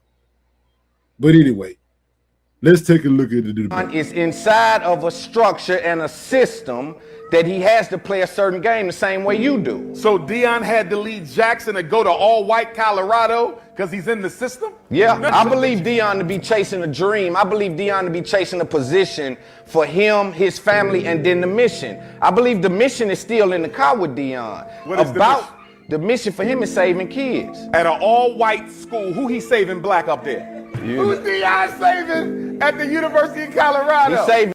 Well, you know, his football team black, I'll say that. And them probably the kids he need to be saving. But at the end of the day, he bought their ass there. So, you know, they'll be wherever the hell he was going to be at. But, you know, they talking about Deion mission and, you know, and what Deion could have did at a black school instead of going to a white school. Children, though. Did you save your daughter? Of course. It comes off disingenuous for me when you try to act like I'm going to put y'all in front of me and mine. I got to save me and mine. He got his son with him. He is on a mission. I didn't know Deion Sanders was broke and poor in the hood. No, not at all. Okay, but then. my mission ain't accomplished. You ain't broke and poor, but your mission ain't accomplished. Okay. So every day we wake up, we go towards the mission. How is his mission tied to the white college? His mission is tied to success and results. You're looking at it. For him and his family, his son. What about the community? Again, that's still on the agenda, but it's now, this is the age-old question. You know what I mean? Because it's like, yeah, he said, man, look, hey, Umar, it's like, look, bro, you can't ask us to put the community above ours. And this is the age-old question about the HBCU. Is it like, you know, do you do it for the community? You know, it's like, hey, you do it for the community, but it's like, hey, when do you take that opportunity when it's what's best for you? Or, you know, can you make it work and build with the community and have a good time down there where you at? It's always been about, hey, taking the bigger bag to better me and my family versus improving the stake in something in which we own and which we are in more control of. Right? Which do you do? A lot of people take the bag. At an all-white school, where is the community on the agenda? Where is the black community on the agenda at Boulder, Colorado? So what I did, if I'm Deion Sanders, I come into Jackson State and lay a blueprint. I break a mold. I do something that's never been done. But for you and to that ask me what you just spoke to, you spoke to him bringing all this revenue, bringing these athletes. And he was there for how long? That's not what we're speaking about. No, it is what we're speaking of. Okay. Because it shows a lack of commitment. You know what the bigger issue is here? Go ahead. What do we value more? Building systems of success for young black children or being accepted by white people? That's what this is about. Deion went to Colorado not for the money, because he wanted to prove to white people he could coach white children. That's Now, okay, and the question now, is that what people are doing when they go to a PWI? Are they proving to themselves that they can succeed in white society? Is that what we do sometimes? You need to go to a PWI because I'm just as good as they are. Well, if you already know that, what you need to go over there with them for? I mean, just a question. Just a question, is that what people are doing at PWI is translate that? Because he says, look, Deion wanted to prove to himself that he can coach. He can go to that school and win. He can coach white children. He ain't really coaching a bunch of black, but he can win over there with them white folks at that white school. That's what it was. That's what he wanted to do. He wanted to prove to them. Is that what you're doing when you go to a PWI? You trying to prove to them, I can do your shit. You know, because you heard the congressman say it's the same education. You heard him say it. People going down there to TSU to get the same education. Why ain't they coming to over here to the Tennessee? The same education. What are they going over there for? It's not right. Oh, it is right. Did y'all see all the celebrities who was at that game last week flying all the way to Boulder, Colorado? Why they don't come to Tennessee State like that for your homecoming? Why they not at Howard like that? Why they not at South Carolina State? You know why? Because it was a white school. Oh, it's the same reason why entertainers will go to the Grammys and go to the AMAs, but they'll start fights at the Source Awards and the BETs because we value white people. We want to be accepted by white people. He talking about some of the star celebrities, man. That might be a good question. Would they have ran their ass down to Jackson if Deion was still down there? He still was prime. He's still just as popular as he ever been.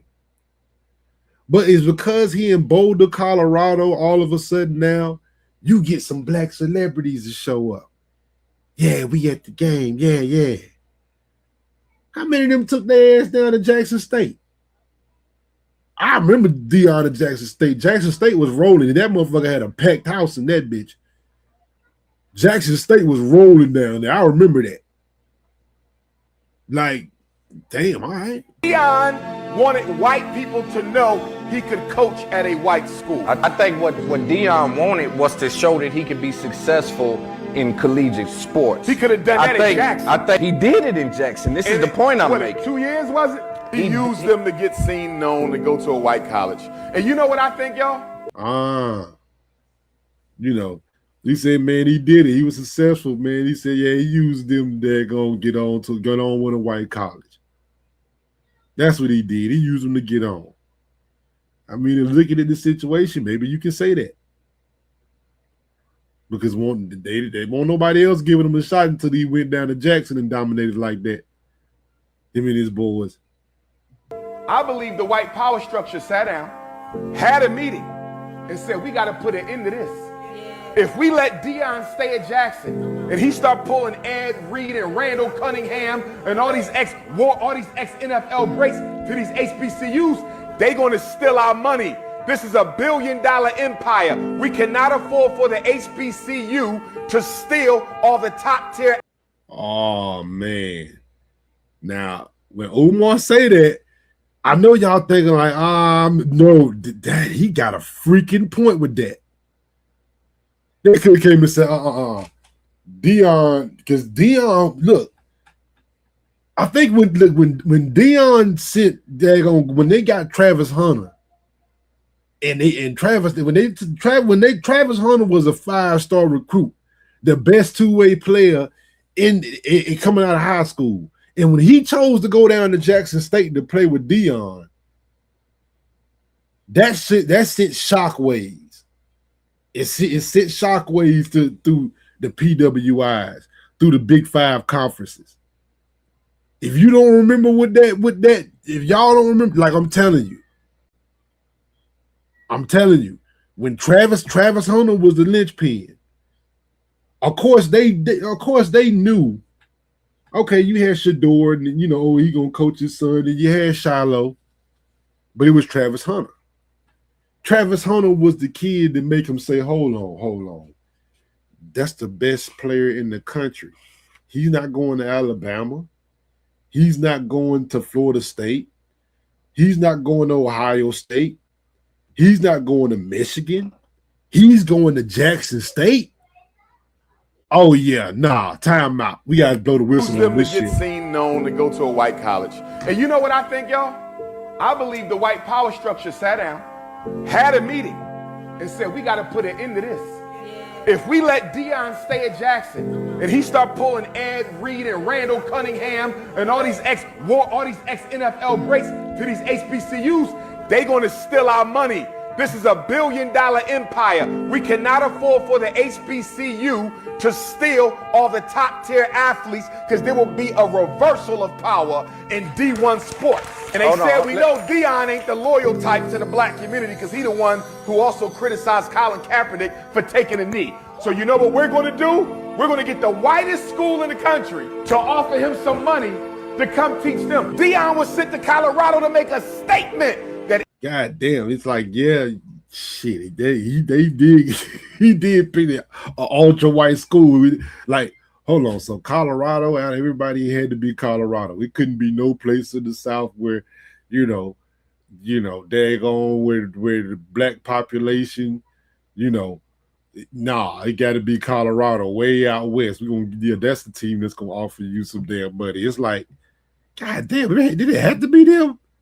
Yeah, no, it's going to be Colorado. They the ones going to do it. D1 sports. And they said we know Deion ain't the loyal type to the black community because he the one who also criticized Colin Kaepernick for taking a knee. So you know what we're going to do? We're going to get the whitest school in the country to offer him some money to come teach them. Deion was sent to Colorado to make a statement that every one of them ninjas got a price. Find his and pay him off. Talk to me about that. Hey, y'all. Damn. Man, hey, find the price and pay him off. Find the price and pay him off. And that was recent history. Now let's fast forward today. And I know, and now we still on college football, one of my loves. I'm gonna talk a little bit about the NIL. Now, this is one thing that I knew. This is why I was kind of always skeptical of the NIL deals. And I say, yeah, a lot of the best players gonna get that. It's gonna be a lot of players and a lot of schools being left out in the cold behind this. HBCUs have been hurt probably the most by the NIL deals, and I was afraid this was gonna happen. But I'm like, okay, when you open up the transfer portals. And you get these schools the ability to throw money at these guys, HBCUs don't stand the chance of really recruiting or keeping any of their talent. Now you probably like, what, Nate? We gonna explain to you.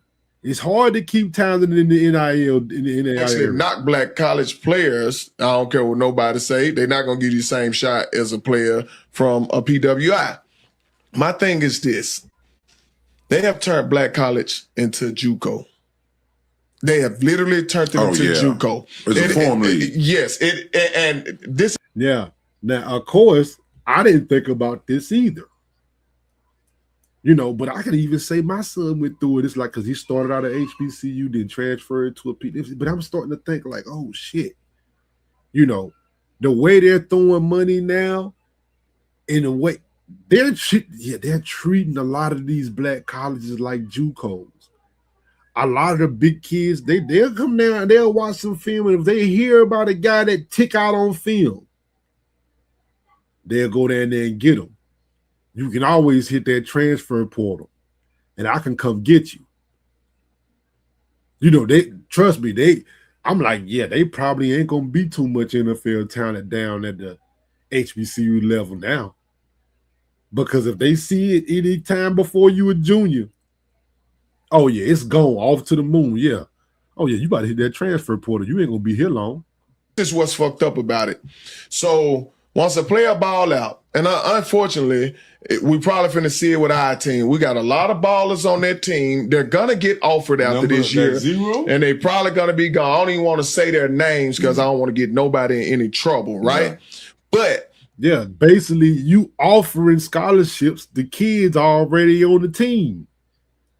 Because the transfer portal is open all year long. I mean, not just every damn year. All these kids can just get in the transfer portal. You know, and with the NIL money, shit, you basically, you just basically picking and choosing. We know the HBCU, we know they can't match this. So we just pick and choose. We're like, oh, you got an all-conference safety? Yeah, we coming to give him a scholarship. Hold on, what? He was a freshman last year. Yeah, he played for us now. Don't worry about it. We about to come down and offer him a scholarship. Look, you know what I mean? Look, you daggone South Carolina State, big HBCU. Ah, man, you had a running back to run for 1,500 yards last year, huh? South Carolina about to come in there and say, hey, come on, man, we got a scholarship. Hey, you know we got big money for you. Come on over here. Soon as they see him do good, they come offer him. It's like that's effectively turning that's basically effectively turning HBCUs into JUCOs. Because the big schools are gonna come down hunting the HBCUs and checking out, scaping the landscape. Let's see who good, and we give them a scholarship. Dang. When it comes to the PWI, they have an abundance of money, right? And these kids ball out in black colleges and want to transfer. So the white school win, the kid win. You know who is left holding the bag, who is screwed, especially with the little NIL money that we raised to give kids? Right. The black college. Guess what? I think it should be where all three parties win because, see, they're getting free labor off of HBCUs. HBCUs are recruiting their ass off, finding the guys that no one wants to give scholarships and everything, training them, working them out, teaching them, coaching them, getting them up to speed, teaching them the game, getting them prepared to be professionals, and then you come and steal them for free. That's free labor, bro. Last time damn, look at it like, damn, that's an angle to look at it. That is a serious angle to look at it. Because like I said, come in, you recruit your ass off, you work them out, you get the kid up to speed, you teach them the offense or the defense, you see what they got, you get them out there and get game experience, and boom. Now the kid is looking, now that the white school PWI coming down, it'll steal them. Ain't that a bitch? Teaching them, coaching them, getting them up to speed, teaching them the game, getting them prepared to be professionals, and then you come and steal them for free. That's free labor, bro. Last time I checked in the cotton fields, that's what they was getting. Free labor. That's why I said it's like slavery again. Yeah. You know, now that's the effect the NIL deals and that transfer portal has done to black college football is that, oh yeah, well, good luck in keeping players. You're not keeping any of these guys. You're not keeping any of these guys. You know what I mean? You just good luck with trying to do anything to keep them. Because you can't. You can't at this point. Ain't no way. So, you know, we see how the PWIs throw they throw their money around. We understand. That's what they do. You know, that's what they do. They throw their money around, you know, and you know, it is what it is. You know what I mean? Like I said, I think what it is, I think they like I said, I think they just have so much more of it. You know, and it's hard to tell. It's hard to say to a kid, you know, don't take that bread. You know, it's really hard to tell a kid don't take that bread. You know, it's really hard to tell a kid don't do it. You know, when a PWI come down and they really talking that talk. They really saying, hey, man, we recruiting heavy. You know, and so money always pulls them away. Now it could be the same thing. Now as a student, so like I said, when you look at the whole thing that we've seen that say, hey, it might be some networking, access to some Fortune 500 companies, you know, or, you know, more grounded in the culture. You know, question, where do y'all think the most, as y'all would call them, coons come from? Would you think a coon might come more from a PWI, or you pretty much know somebody went to HBCU, they're not going to be a coon? Or is it coons at HBCUs and the ones who really try to be down because they, you know, they in an environment where they got to be strong is the people at the PWI?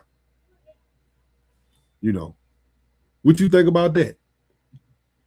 You know, we sit here and say it's a whole lot of people that's not in touch with reality or the Black community. Not, you know, is that because, you know, they've been around in a PWI, even in the environment? You know, something to think about, man. But what helps our community more? PWI, HBCU. You know, I can admit that I think they both do help. You know, like I said, we got to be honest about some things here. We got to be honest about some things, man. You know what I mean? We got to be honest about some things that they actually do help. You know what I mean? You can't lie about that and say they don't help.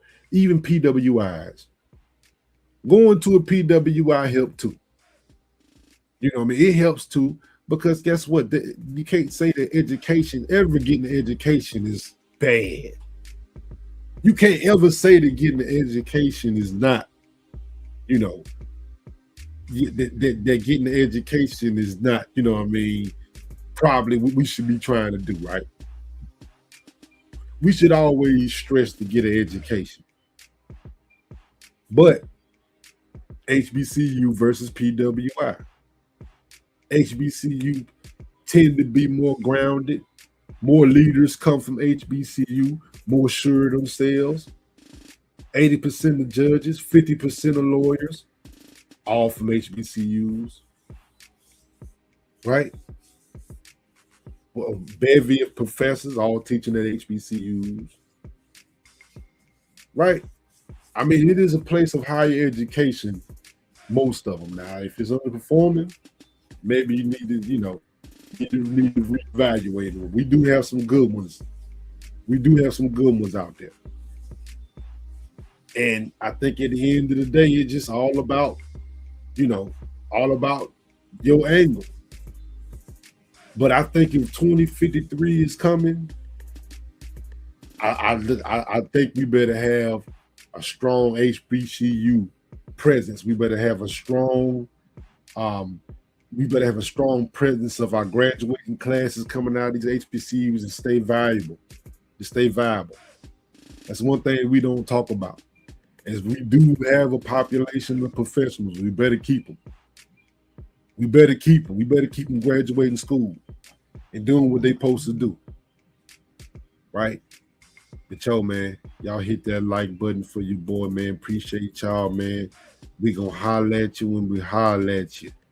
She got a big ass body with some little ass breasts.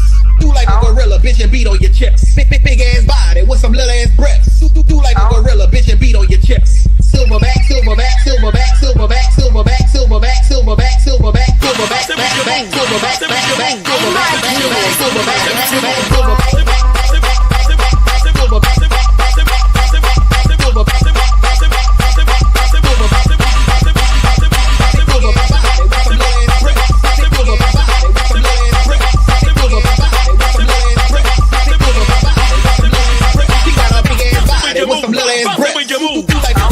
bitch and beat on your chest. Big ass body with some little ass breasts. Do like a gorilla, bitch and beat on your chest.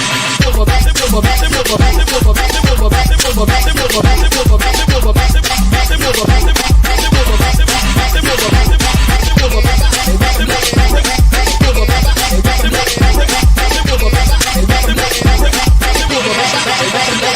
She got a big ass body with some little ass breasts. Do like a gorilla, bitch, and beat on your chest. Silverback. Wait.